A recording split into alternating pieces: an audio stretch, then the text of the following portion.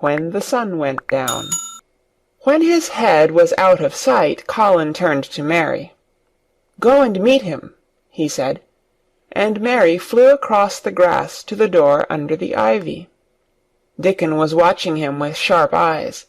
There were scarlet spots on his cheeks, and he looked amazing, but he showed no signs of falling. "I can stand," he said, and his head was still held up, and he said it quite grandly. "I told thee thou could as soon as thou stopped being afraid," answered Dickon. "And thou's stopped."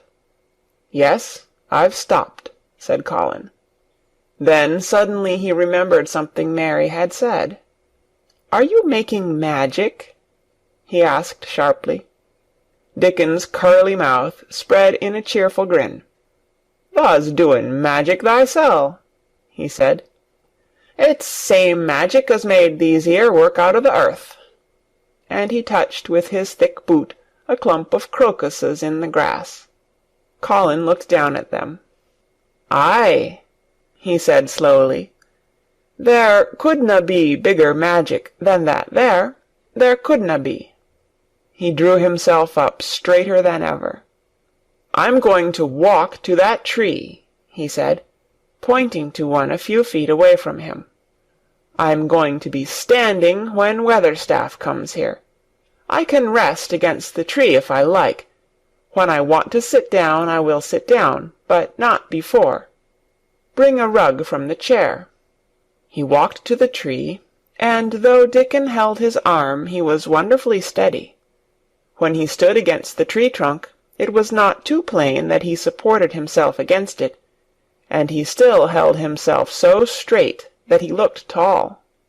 When Ben Weatherstaff came through the door in the wall, he saw him standing there, and he heard Mary muttering something under her breath. "What art saying?" he asked rather testily, because he did not want his attention distracted from the long, thin, straight boy figure and proud face. But she did not tell him. What she was saying was this: "You can do it. You can do it. I told you you could. You can do it. You can do it. You can." She was saying it to Colin because she wanted to make magic and keep him on his feet looking like that. She could not bear that he should give in before Ben Weatherstaff.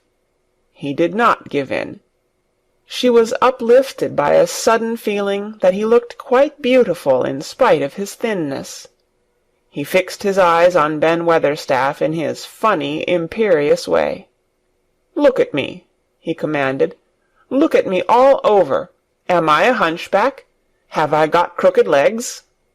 Ben Weatherstaff had not quite got over his emotion, but he had recovered a little, and answered almost in his usual way. "Not tha," he said. "Nowt o' the sort.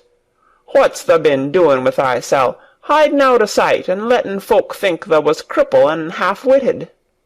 "Half-witted!" said Colin angrily. "Who thought that?" "Lots o' fools," said Ben. "The world's full o' jackasses brayin', and they never bray nowt but lies. What did tha shut thysel' up for?" "Everyone thought I was going to die," said Colin shortly. "I'm not." And he said it with such decision, Ben Weatherstaff looked him over up and down and up. "Tha die?" he said with dry exultation. "Nowt o' the sort. Tha's got too much pluck in thee. When I seed thee put thy legs on the ground in such a hurry, I knowed tha was all right. Sit thee down on the rug a bit, young mester, and gimme thy orders." There was a queer mixture of crabbed tenderness and shrewd understanding in his manner. Mary had poured out speech as rapidly as she could as they had come down the long walk. The chief thing to be remembered, she had told him, was that Colin was getting well. Getting well! The garden was doing it. No one must let him remember about having humps and dying. The Rajah condescended to seat himself on a rug under the tree. "What work do you do in the gardens, Weatherstaff?" he inquired. "Anything I'm told to do," answered old Ben. "I'm kep on by favour, because she liked me." "She?" said Colin. "The mother," answered Ben Weatherstaff. "My mother?" said Colin, and he looked about him quietly. This was her garden, wasn't it? "Aye, it was that." And Ben Weatherstaff looked about him too. "She were main fond of it." "It is my garden now. I am fond of it. I shall come here every day," announced Colin. "But it is to be a secret. My orders are that no one is to know that we come here. Dickon and my cousin have worked and made it come alive. I shall send for you sometimes to help, but you must come when no one can see you." Ben Weatherstaff's face twisted itself in a dry old smile. "I've come here before when no one saw me," he said. "What?" exclaimed Colin. "When?" "The last time I was here," rubbing his chin and looking round, "was about 2 year ago." "But no one has been in it for 10 years," cried Colin. "There was no door."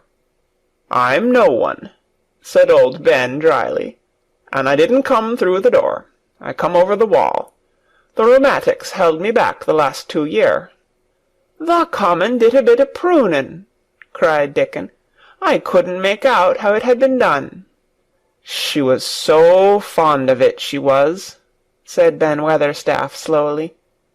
"And she was such a pretty young thing. She says to me once, 'Ben,' she says, laughing, 'if ever I'm ill or if I go away, you must take care of my roses.'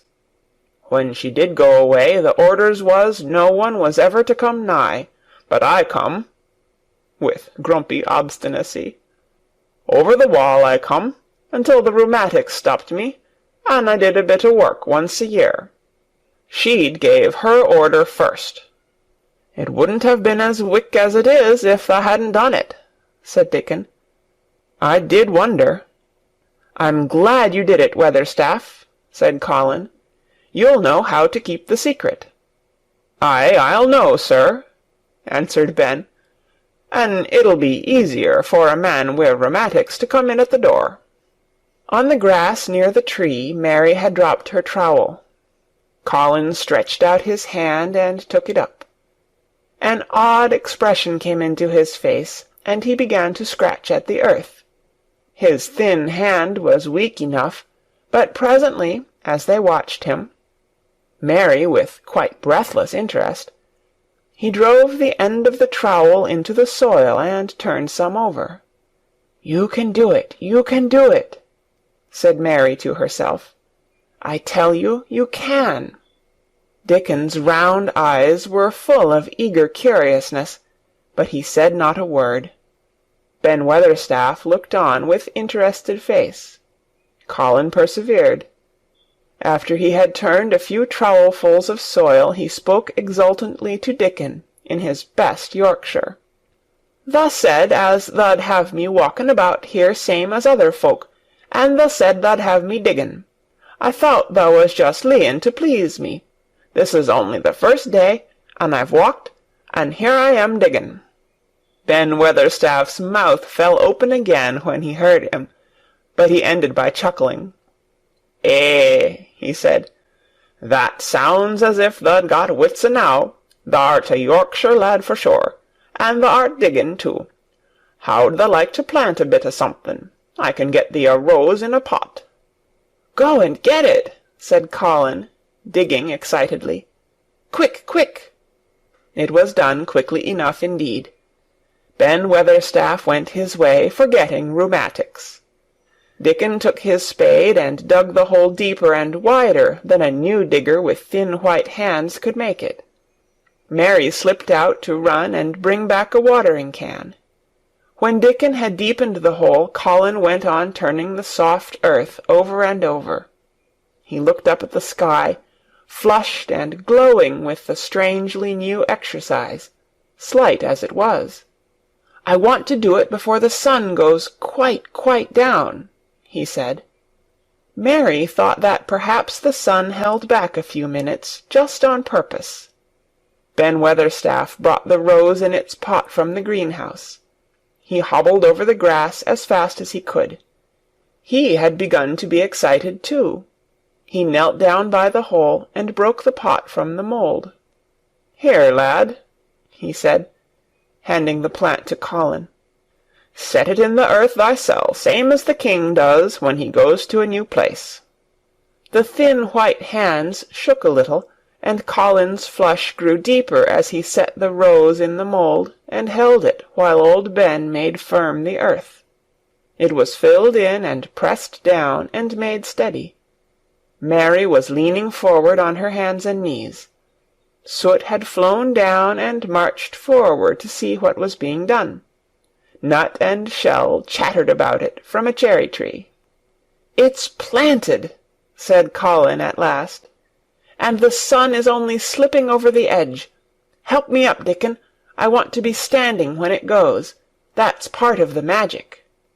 And Dickon helped him, and the magic, or whatever it was, so gave him strength that when the sun did slip over the edge and end the strange, lovely afternoon for them, there he actually stood on his 2 feet, laughing. Thank you for watching this video. Please like, share and subscribe to the channel to see the latest videos. Thank you.